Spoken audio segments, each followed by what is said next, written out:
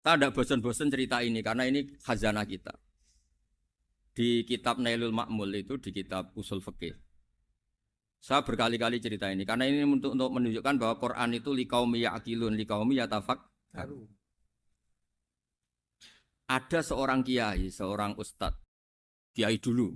Kiai dulu itu emang orang soleh, alim terus jadi kiai. Kalau kiai sekarang tuh macam-macam, nganggur terus ingin jadi kiai. Terus daftar gitu. Ada lowongan di yayasan masuk ingin jadi ustadz karena dengar ada gajinya. Dulu tidak ada seperti itu, udah. Makanya dulu itu kalau ustadz kiai pasti soleh karena dia alim terus ingin orang lain tuh mendapat ilmunya. Kalau sekarang nggak ada yayasan sehat, guru gajinya sekian. Yang nggak ingin jadi ustadz tuh daftar karena ada gaji. Apalagi ada kabar, ada gaji, ada mes, ada wah yang daftar banyak. Tapi mentalnya ada kiai sebetulnya. Ya kalau sampean tanya itu baik enggak Gus? Ya setengah baik. Ya maksudnya setengah baik ya ada baik ngajar itu kan baik. Tapi setengah saja karena motifnya itu nyari gaji bukan ingin mencerdaskan umatnya Rasulullah Shallallahu Alaihi Wasallam. Itu Imam Amudi itu guru matematika. Saya nggak bosan-bosan cerita ini. Guru matematika. Muridnya sampai takut ini masuk surga ndak. Kiai kok ndak ngajarin istighosa atau tahlil malah ngajarin apa? Matematika. Beliau meninggal terus muridnya tanya, "Ma fa'alallahu bik?" Kira-kira gitu.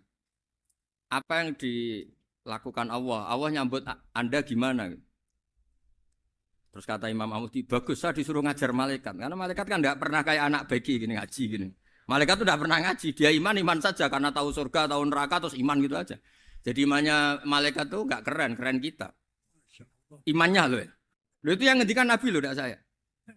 Nabi pernah tanya sama sahabat, iman yang paling keren siapa? Jawabannya sahabat malaikat. Ya enggak, karuan malaikat iman. Dia yang tahu surga neraka, tahu segalanya masa ada imannya pasti iman lah katanya. Terus ya para sahabat engkau iman ya wajar kan menangi saya, nemuin saya. Yang hebat itu orang-orang yang tidak melihat saya, tidak saya didik tapi tetap iman. Karena dididik akal, ya tadi dididik Quran, apa dididik Quran. Sama siapa? Teks bahasa Arabnya masang. Terus Imam Amudi kata Allah, suruh dia ngajarin para malaikat cara menemukan saya.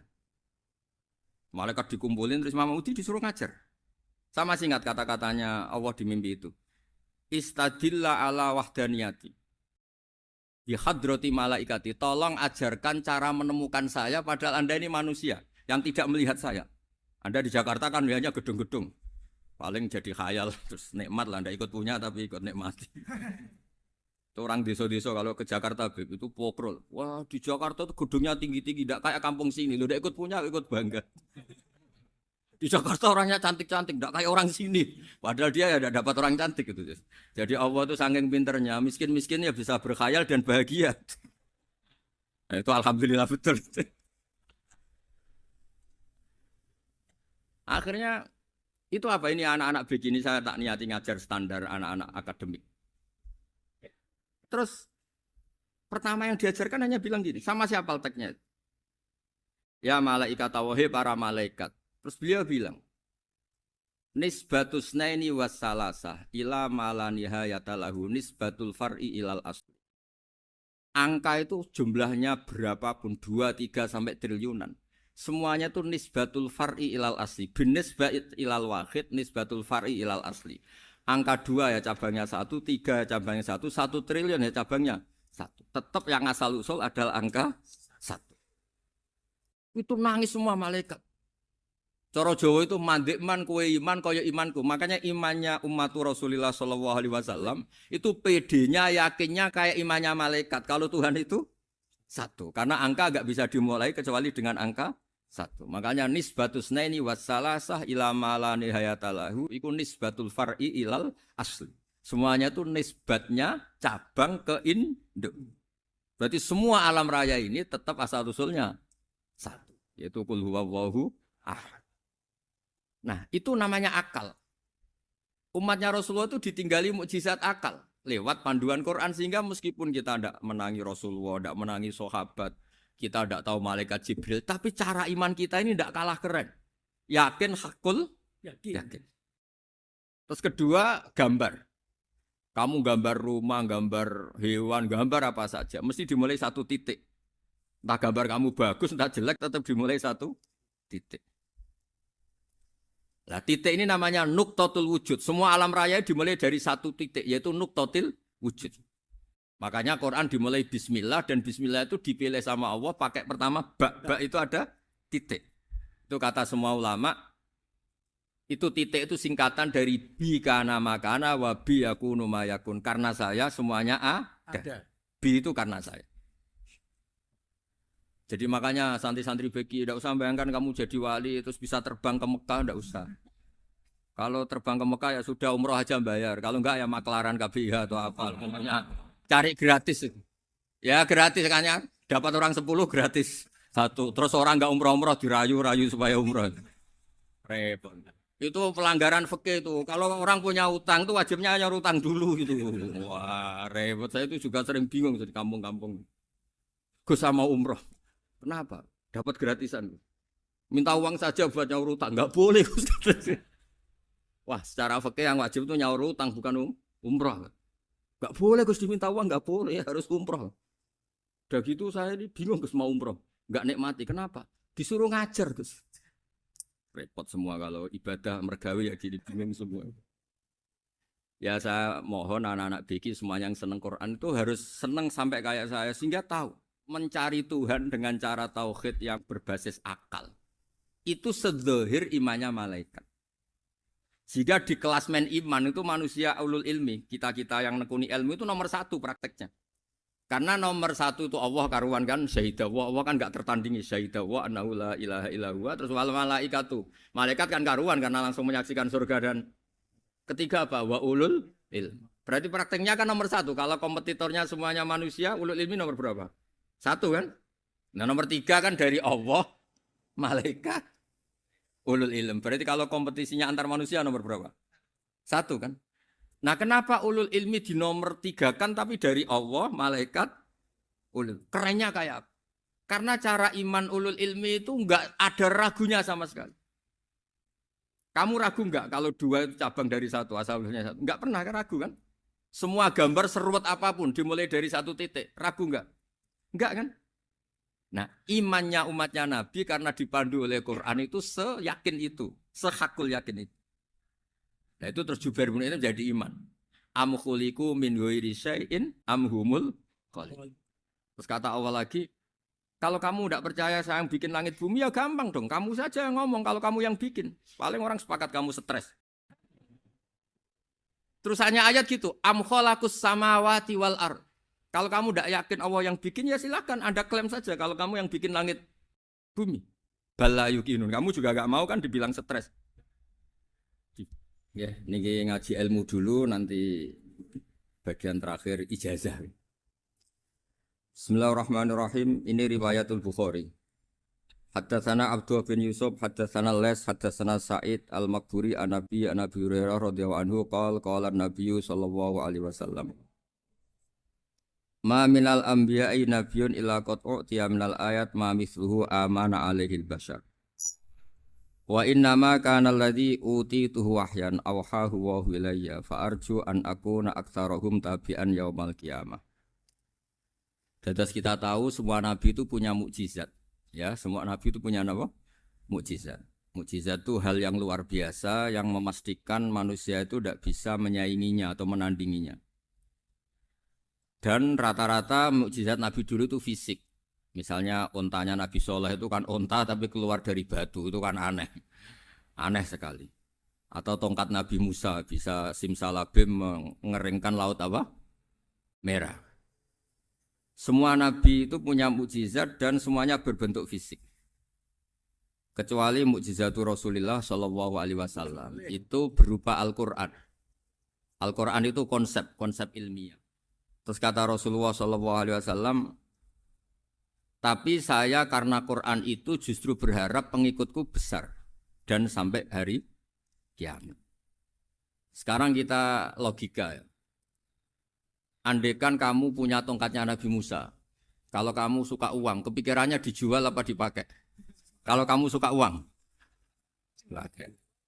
Kalau kamu ahli suudon itu pikirannya ndak, ini asli ndak. Karena yang melihat di Turki itu ya sebagian gitu. Kalau yang suka perdukunan itu bayangkan tuh miliknya. Mungkin dipakai ngakali orang atau apa, pokoknya bayangkan tuh miliknya. Kalau yang kolektor pikirannya itu nanti ini laku berapa. Tapi kalau peneliti mungkin pikirannya itu ini asli apa enggak? Bukti aslinya apa? Repot lah. Lagi pula kalau kamu punya utang terus mau apa? Istri kamu marah mau apa? Kalau pakai tongkat. Nah, beda dengan mukjizatnya Quran itu semuanya apa? Ilmiah.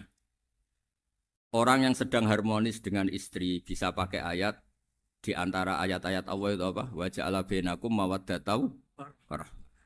Nanti kalau ditakdir cerai, saya tidak menyarankan cerai. Kalau ditakdir cerai, itu masih dimotivasi sama Allah wa iyyatafarraqa yughnillahu kullam min sa'ati. Jika suami istri itu cerai, jangan-jangan suaminya dapat istri lebih baik, istrinya nanti dapat suami lebih baik. Jadi yang masa lalunya dianggap prahara. Kan banyak orang suaminya meninggal ketika nikah lagi ditanya, kangen sama suami pertama, alhamdulillah ini lebih baik. Padahal suaminya yang meninggal itu berharap istrinya ini kangen, ternyata dia sudah syukur dapat suami yang lebih baik. Jadi Quran itu menunggui kita ila yaumil qiyamah. Kita tidak bunuh diri, itu ya barokahnya Quran. Karena problem apapun kita dinasihati apa sabar, apa dinasihati sabar. Kan nggak mungkin kamu pegang tongkatnya Nabi Musa, punya masalah apa saja ngelihat tongkat, bisa apa tongkat. Tapi kalau Quran kan nasihat, solusi. Makanya Nabi berharap dengan Quran ini, saya berharap pengaruh saya, pengikut saya terbanyak ila yaumil qiyamah. Terus beliau dikomentari begini sama, ini Fathul Bari, sarahnya Bukhari. Al-muradu anna mu'jizatil anbiya inqaradat binqiradi a'sorihim. Falam yusyahidha illa man hadaraha. Problem mukjizat nabi-nabi dulu itu kan fisik. Sehingga yang tahu kalau Nabi Soleh punya unta yang ajaib, itu yang tahu ya hanya yang hadir saat itu. Yang tahu kalau tongkat Nabi Musa bertuah, itu juga yang tahu hanya yang hadir saat itu. Selebihnya tahu tongkat ya di museum. Tapi kalau Quran menjadi solusi, menjadi panduan, menjadi pegangan itu ila yaumil qiyamah. Kita beri contoh ya, Quran panduan yang paling gampang misalnya begini. Dulu ini cerita ya. Dulu itu ada orang kafir cerdas namanya Jubair bin Mut'im. Itu saking pinternya dia, pinter juga tokoh. Itu sebagai delegasi pembebasan Asra Badrin. Jadi tawanan-tawanan perang Badar itu mulai dulu ya ada negosiasi mau dibebaskan. Terus orang-orang kafir ini menugaskan namanya Jubair bin siapa? Mut'im. Ini ada di Bukhari. Karena ini ngaji di Jakarta. Kalau orang nggak tahu hadis juga tanya ini sahih enggak gitu. Wong nggak tahu kok tanya itu aneh. Padahal kalau dibodoni itu ya nggak tahu. Tapi ya tetap tanya, hadisnya ini sahih enggak? Ini kata kiai apa kata nabi ini ya ribet. Memangnya kata nabi kamu dengar kan ya lewat kiai. Memang. Setelah itu Jubair itu datang ke Medina. Dengerin, datang ke mana? Medina. Kemudian dengar Nabi baca Wattur pas sholat maghrib. Jubair karena Nabi dulu gak ada hotel, gak ada pondok ya. Pondoknya Nabi hanya sufah itu. Nabi baca maghrib, bukan diskusi, bukan debat. Baca Wattur wa kitabi mastur firrokim mansur wal baitil ma'mur wasaqufil marfu wal bakhril masjur. Terus. Kemudian sampai pada titik ayat am khuliqu min ghairi syai'in. Masa manusia atau alam raya yang maujudat, yang nyata, yang wujud nyata. Kemudian asal-usulnya itu ketiadaan. Ini kan hadhil alam maujud, alam ini kan nyata. Masa sesuatu yang nyata, penciptanya itu tidak nyata. Jadi nggak mungkin ada faham nihilisme. Kalau faham nihilisme berarti melahirkan teori begini. Al-adamu yakhluqu maujudan, sesuatu yang tidak ada, menciptakan yang itu kan akal nggak bisa nerima. Kalau sesuatu ini ada, penciptanya pasti ada. Terus akhirnya Jubair bin Mut'im itu simpuh di depan Rasulullah terus bilang, "Ya Muhammad kada qalbi ayatir." Hampir saja hati saya terbang. Kalau riwayatnya Imam Ahmad, faka'an nama sudi akol bihati saya ini hancur. Semua teori yang saya bawa untuk ngelawan kamu, sekarang luluh semua, hancur semua. Yang benar adalah teori Anda, bahwa Tuhan itu satu, dan Tuhan itu ada sebelum semua makhluk. Coba kalau Nabi Muhammad ada Jubair bin Mut'im terus menyembunyikan tongkat dekat mihrab, terus dilihat ini apa. Paling pikirannya ini dari kayu apa. Terus yang bentuk tongkat itu tukang pemahatnya siapa? Kok kurang keren kalau di Blitur gimana ya? Kan malah panjang. Kira-kira kalau mukjizat itu dari tongkat itu malah panjang. Panjang lah pokoknya panjang. Lagi pula kamu coba kan nggak ngarah mandi. Itu yang mandi kan nabinya bukan tongkatnya. Coba tongkatnya Nabi Musa coba anak-anak beki itu. Dipakai mukul kucing aja tidak mesti mati itu. Jadi nggak jelas mukjizat-mukjizat seperti itu nggak. Tapi kalau Quran menunggui sampai saking hebatnya Quran, teori rasionalitas, soal kampanye di mana-mana. Tingkat validitas, tingkat kebenaran Quran. Itu bahkan bisa diuji tanpa membuktikan. Tanpa apa? Cukup pakai akal. Ya, terus saya teruskan. Fala yamurru terus al-murad anna mu'jizatil anbiya in qaradat bin qidari a'saim wa mu'jizatul Qur'an mustamirratun ila yaumil qiyamah. Wa kharquhu lil adat fi uslubihi wa balaghatihi wa ikhbarihi bil mawhibat. Terus kata ini yang ngarang Fathul Bari sarahnya Imam Bukhari. Fala yamurru asrun minal a'sar illa wa yadharu fihi shay'un mimma akhbaru bi annahu sayakun yadullu ala sihhati da'wahu.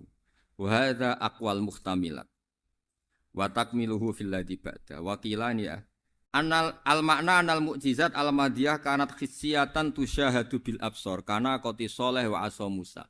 Mukjizatnya nabi-nabi dulu itu hanya penyembuh, hanya pelengkap, hanya nuruti keinginan mata. Seperti dahsyatnya apa? Laut Merah di sebelah apa dipukul sama tongkatnya Nabi siapa? Itu semuanya itu hanya memanjakan mata. Urusan mata. Terus wow itu. Tapi kalau mukjizatnya Nabi Muhammad itu berdasar akal. Maksudnya berdasar akal nih dengerin ya. Dengerin betul. Ketika Laut Merah terus tersibak kan, wow itu keren kan. Terus kita bilang, menyimpulkan, wah kita tidak akan mampu. Itu bodoh sekali kesimpulan kita tidak akan mampu. Meskipun bikin nyamuk Anda juga tidak mampu. Loh untuk memutuskan tidak mampu saja kok sampai pertunjukan seperti itu tuh laopo, cek goblok gitu. Nah kalau kita karena umat yang pinter untuk memaksa kita nggak mampu, Allah bilang Inna wa la yastahi ayadriba mathalam ma ba'udhu. Kita melihat nyamuk langsung berkesimpulan tidak mampu. Saya berkali-kali cerita nyamuk itu sudah kecil, masih punya urat, uratnya kayak apa? Masih punya kuman, kumannya seberapa? Ya enggak? Nyamuk itu kecil, punya organ tubuhnya punya urat. Itu kalau kamu pinter, antara tongkatnya Nabi Musa menyibak Laut Merah sama nyamuk itu sama-sama berkesimpulan melahirkan satu paham bahwa kita tidak. Loh, untuk memaksa tidak mampu saja kok nuju pertunjukan ada onta keluar dari batu, nakotu soleh, ada tongkat yang bisa mengeringkan laut. Cik goblok ya. Lah kita alhamdulillah ada jenis goblok yang seperti ini. Untuk ikrar bahwa Allah itu hebat ala kulli syai'in cukup lihat nyamuk, kagum kan? Sudah tidak usah bikin hidup. Saya berkali-kali mencontohkan. Para pemahat tak suruh bikin patung gajah itu mampu. Tak suruh bikin patung nyamuk kalau bisa. Nyari materi dari apa? Gampang mana bikin patung gajah sama patung nyamuk? Gajah, makanya Allah bikinnya contoh itu untuk ijaz itu pakai nyamuk bukan pakai. Itu kalau ustadz-ustadz yang agak jorok malah contohnya nyamuk Gus. Itu kecil. Itu kayak apa? Di dalamnya dia hamil. Itu anaknya kecil lagi, telurnya kecil lagi itu gimana itu cara bikin itu? Makanya di sini ada kitab Itqan itu komentarnya itu lucu. Ini kitab Al-Itqan karangannya Imam Suyuti. Ini persis komentar saya tadi yang kata Imam Suyuti, pengarang kitab Itqan, wa ya imma khissiyah wa imma aqliyah. Jadi mukjizat itu ada yang fisik, bisa dilihat indra, panca indra, bisa dilihat akal. Wa aktsaru mu'jizati Bani Israil kanat khissiyah li baladatihim. Bilada itu goblok. Wakil lati basoirihim. Dasar wong goblok. Mukjizat kok ngenteni sing wow. Maksudnya dasar untuk ngakui Allah hebat saja kok nunggu halal yang seperti itu. Paham ya?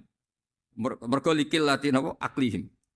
Wa aksaru mu'jizati hadil ummah akliyatun li farati dzakaihim wa kamali afwahihim. Dan mukjizatnya umat ini semuanya berdasar akal karena sudah cerdas. Jadi andaikan kita melihat tongkatnya Nabi Musa menyibak Laut Merah dengan melihat nyamuk, kesimpulan kita sama. Sama-sama wow, sama-sama keren, sama-sama memastikan kita tidak mampu. Makanya terus Quran menerangkan ya wa ma min dabatin fil ardi wala ta'iri yatiru bi janahihi illa umamun amsalukum. Jadi keseharian kita lihat burung kok terbang. Itu sudah ayatun min ayatillah. Paham ya? Dados niki kudu bangga ditunggoni napa Quran, nggih ditunggoni napa Quran. Wa mu'jizatul Quran tusyahadu bil basirah fayakunu mayatabi'u li ajlihi aksar. Terus li annal ladzi yusyahadu bi ainir ra'si yang qaridu bin qiradi musyahidi. Sesuatu yang tampilan dahsyatnya itu disaksikan mata, maka itu bisa habis. Era tongkat Nabi Musa seperti itu habis enggak? Bisa mengeringkan Laut Merah, habis kan? Tapi era mukjizatnya Quran ila yaumil qiyamah.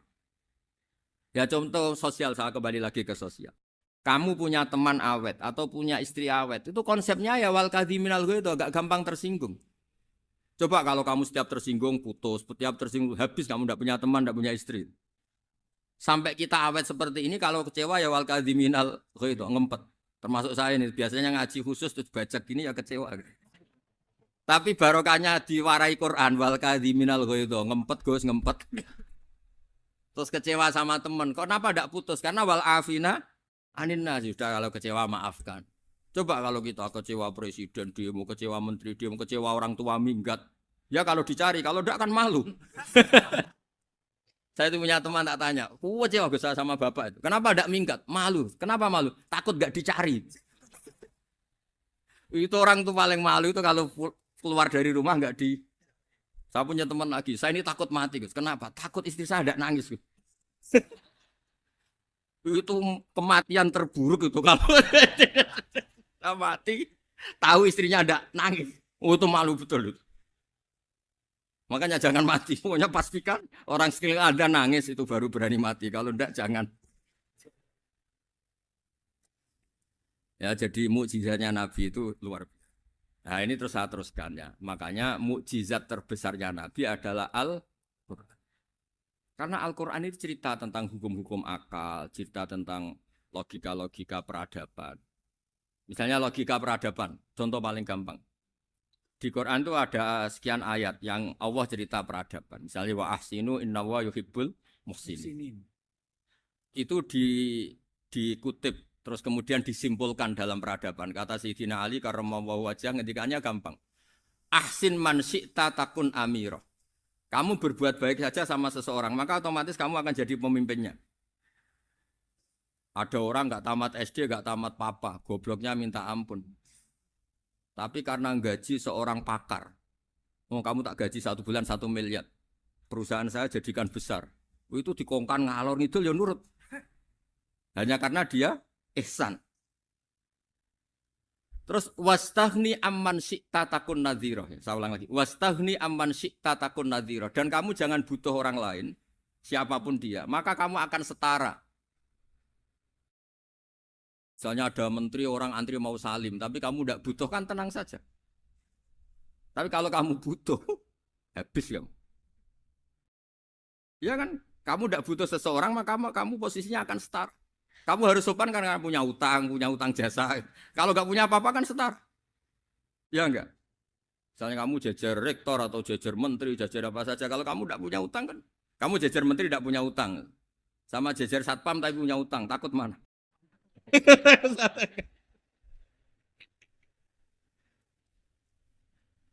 Kalau butuh itu mesti kalah kan? Ada pejabat misalnya nggak begitu cantik sama perempuan cantik yang kamu butuh ingin dicintai, takut mak. Padahal nggak jelas orang ini pangkatnya apa. Jadi dalam hukum sosial itu kata Sidin Ali, wastahni aman syi'ta takun nadhira. Kamu jangan butuh seseorang maka kamu akan setara. Terus yang terakhir, wahtas ilaman syi'ta takun asiro. Asiro pakai sin. Dan silahkan butuh seseorang maka kamu akan jadi budak dia. Ya coba misalnya Anda seorang profesor, seorang alim, seorang kiai top. Misalnya mencintai janda di ujung kampung sana, jalan kaki 2 kilo. Padahal itu gak tamat SD. Tapi gara-gara seneng, kacau kan. Logika kepangkatan hilang semua kan. Jadi itu hukum peradaban. Itu mewakili isi-isi sosial yang diterangkan Quran. Ya, dari paketnya 3 tadi ya. Ahsin man syi'ta takun amirah. Kamu berbuat baik sama seseorang maka kamu bisa memimpin. Wastahni amman syi'ta takun nadhira. Kamu jangan butuh seseorang maka kamu akan setara. Bok kamu ketemu orang terkaya di dunia. Yo ketemu orang terkaya di dunia, kamu jejer, kamu tidak butuh dia. Tenang kan bisa setara kan? Tapi kalau butuh harus sopan, ngajukan proposal, harus berakhlak karimah. Makanya sekarang Anda kok berakhlak kenapa? Ternyata mau nyalek. Biasanya enggak berakhlak kok berakhlak. Ada apa ini? Makanya guyonan di Rembang itu Beb Husein itu. Kalau ada orang mendadak sopan sama temannya, temannya curiga, kok tumben sopan, mau utang ya?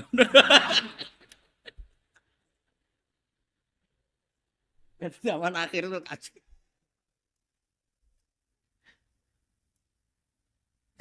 Ya di semua daerah gitu ya sama Pak Rektor ya. Kalau ada teman biasanya nggak sopan kok sopan, itu temannya curiga. Ini Pak Rektor UI ini kok tumben sopan, ada apa ya? Karena di mana-mana orang butuh itu pasti beretika. Kamu punya teman paling berdua, kalau mau utang berakhlak gak? Atau misalnya kamu punya adik cantik terus punya teman berdua, kalau cinta adik kamu berakhlak gak? Biasanya nggak sama sekali nggak berakhlak. Gara-gara butuh menjadi berakhlak. Ya jadi hukum sosial itu ya kuncinya 3 tadi. Ahsin man syi'ta takun amira. Wastahni amman syi'ta takun nadhira. Terus wahtas ila man syi'ta takun asira. Kalau kamu butuh seseorang pasti kamu dibikin hina. Asir itu tawanan. Nah, Quran itu bicara sosial itu lengkap. Dan itu yang nunggui kita. Kita punya tetangga yang kurang baik, ya seneng. Punya tetangga baik, ya seneng. Kata Imam Syafi'i, saya berkali-kali cerita. Kok seneng semua Imam Syafi'i? Ya bagus lah. Kalau yang seneng saya enak lah. Dijak jagongan, dijak ngopi enak. Yang enggak seneng saya, gak ngarah utang. Uang itu nak, kamu punya tetangga gak seneng kamu. Aman kan? Aman. Gak akan pinjem uang kan, pinjem mobil. Uang gak seneng kok. Makanya Imam Syafi'i itu kalau ngedikan luar Syafi'i, diceritain orang. Ya Aba Abdillah bagian ya Aba Abdillah orang itu gak seneng kau. Bagus lah. Loh kenapa bagus? Waman asa'a ilaika faqad atlaqaka. Orang yang enggak seneng kamu maka membebaskan kamu. Enggak akan pinjam uang, pinjam mobil, enggak akan ganggu waktu kamu kan enggak seneng. Justru yang seneng-senengi masalah pinjam terus. Imam Syafi'i itu orang yang anggap dunia itu selesai. Ada yang cerita, ya Aba Abdillah, orang yang tadi cium tangan engkau, yang hormat engkau di luar maki-maki engkau, ngerasain engkau, ngata-ngatain engkau. Ya bagus lah. Kok bagus gimana? Berarti saya wibawa, depan saya tidak berani. Berarti saya wibawa, di depan saya tidak berani. Berarti itu makomnya sudah kulillah, sumadarhum fi khawdihim, yal'abun. Sudah dunia itu selesai, sudah agak penting semua. Nah itu kalau kamu anak-anak beki ahli Quran, sudah ayatnya kulillah, sumadarhum fi khawdihim, yal'abun. Sudah lihat Allah saja agak penting, makhluk-makhluk itu. Dah makhluk semua agak penting, sepenting Allah. Nah, kita ini ditunggoni mukjizat seperti itu. Bayangkan misalnya kita ditunggoni tongkatnya Nabi Musa. Saya ngajar di sini terus ini tongkat. Terus nanti yang tanya, Gus itu kayu apa, Gus? Nanti yang kolektor tanya itu harganya berapa, Gus? Ruwet apa? Terus yang ahli suudon itu asli gak, Gus? Wah. Yang ahli suudon kan mesti tanyanya gitu, itu asli enggak, Gus? Repot-repot pokoknya. Tapi kalau Quran kan jelas. Kenapa?